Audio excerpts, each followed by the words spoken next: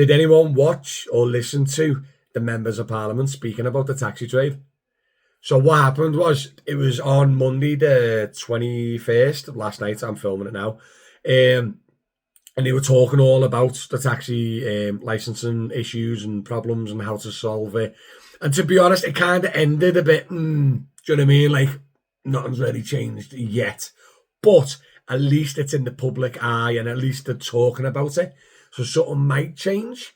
But then when you're reading it, you're going, do you know what I mean? So DM News, we've wrote on DM News all the good little pinpoints, because it was a long one. Good little pinpoints of what got spoke about.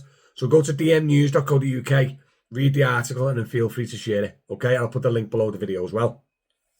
Now, generally, a lot of people were talking about the issues with it is obviously the out of town, out of licensed drivers, and more the safety element of it, right?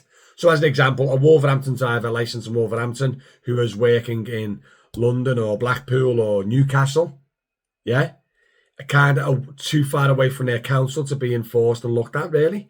Do you know what I mean? And also, different councils having different rules and regulations. Some are softer, some are leaner. Now, just say a council that has got lean rules, right? But they're working in a council area with strict rules. They're saying, how is that fair? Do you know what I mean? So I think they named Holler as one area. Their drivers, it's quite strict. It's quite hard to get a badge and a plate. And their rules are quite strict, where like you do still need the magnets, you still need a taxi light if you're a taxi, and all these rules and regulations. But then a Wolverhampton car can come and work in Harlow with no mags on, no stickers on. Do you know what I mean? And they're going like, but how can they work here, but not under our ruling, but under their ruling? So that's one of the subjects that come up. Now another one come up, obviously, just literally how skint people are and stuff like that, and how like controlling the flooding and every aspect of it as well.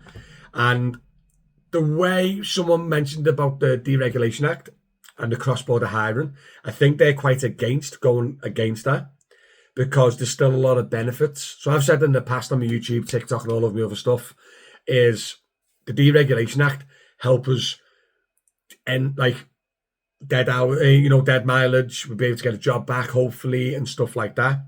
So the Deregulation Act, especially if you run your own airport transfer company, I'm licensed with Liverpool, but if I've got to run to Knowsley, which is my neighbouring council, and take them to Manchester Airport, I can do that with the Deregulation Act. Do you know what I mean?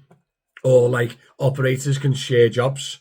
Do you know what I mean? So if a Knowsley driver needs a job, a Liverpool operator can send it to a Knowsley operator, then the Knowsley driver can do it under that operator license, which that's all part of the Deregulation Act. Where there's a problem with it, where the issues we see every day in, day out, is where councils are flooding the market with drivers, where they're going out of area to a different council to get the badge to come back and work their area. Do you know what I mean? Or as an example, because in the Northwest, you might have a guy in Manchester who lives in Manchester who went to Wolverhampton for a Wolverhampton badge, come back to Manchester to work Liverpool.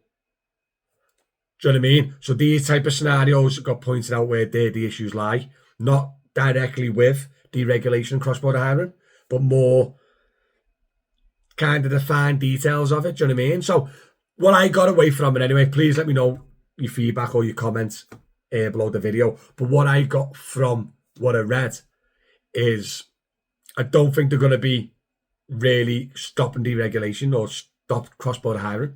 I don't think they're going to go back that way in time where they're going to make private hire work like Hackney's. I don't think they're going to go down that route. But maybe you got to have a solution that will be able to help the negative part, stop the negative parts of cross-border hiring, but also let cross-border hiring continue. Do you know what I mean? Maybe the big app-based companies that work in UK-wide have smaller regions, so then only the local councils can work in the local areas to a certain degree. Once you leave that region, your app automatically sets your destination back to home, so you can still get a job back home, but without being able to drive to that location and work and stay there. Do you know what I mean? That could happen.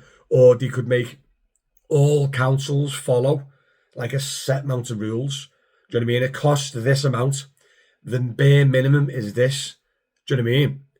And then as a local council, if you want to increase or make it a little bit harder than others, that's fine.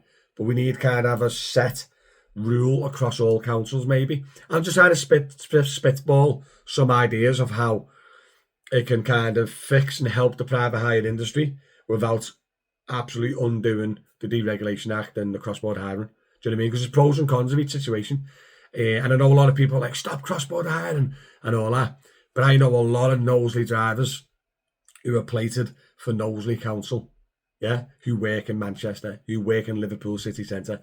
They're not going to send all those Knowsley plated drivers back to Knowsley. It's a very small area and a lot of drivers. Same with Wolverhampton. You can't send 100,000 drivers back to Wolverhampton to work in Wolverhampton, yeah, when only 1,000 of them actually live in Wolverhampton. They can't do it. They'll literally end 99,000 people's careers. Do you know what I mean? So you can't do that. So then, what are the options? Do you know what I mean? And I think that's what they were really discussing about in Parliament. And like I said, it kind of ended where, like, was there a result in there, or was there anything positive from there? Probably not. No solutions. But at least it's been brought up, and at least it's been made aware by the general public, and also general other MPs and stuff like that, who maybe didn't know there was a problem or whatever. Do you know what I mean? So it's a positive that it got brought up. But then on the flip side, did anything really happen? Let me know in the comment, guys, what you reckon. And give me your feedback of maybe a solution that we can fix the issue without actually making things worse as well. Do you know what I mean? People lobbied and about changing Uber and the way they were. And look how Uber's gone now. Sometimes if the old grass is greener on the other side. Do you know what I mean? The fact that we fought for Uber to get these rights and everything else, I'm looking at it now. Do you know what I mean? We used to pay 20% commission. Now we're paying up to 50, 60% commission on the jobs. Do you know what I mean? Uber's got full control over the drivers, how they work, how they earn, whatever. Do you know what I mean? And people lobbied for that.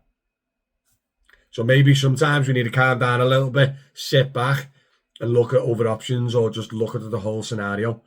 Do you know what I mean? People private message me all the time on TikTok and go, "Oh, will you share this petition? Stop cross-border hiring. Stop Deregulation Act." Do you know what I mean? But how deep does that get stopped?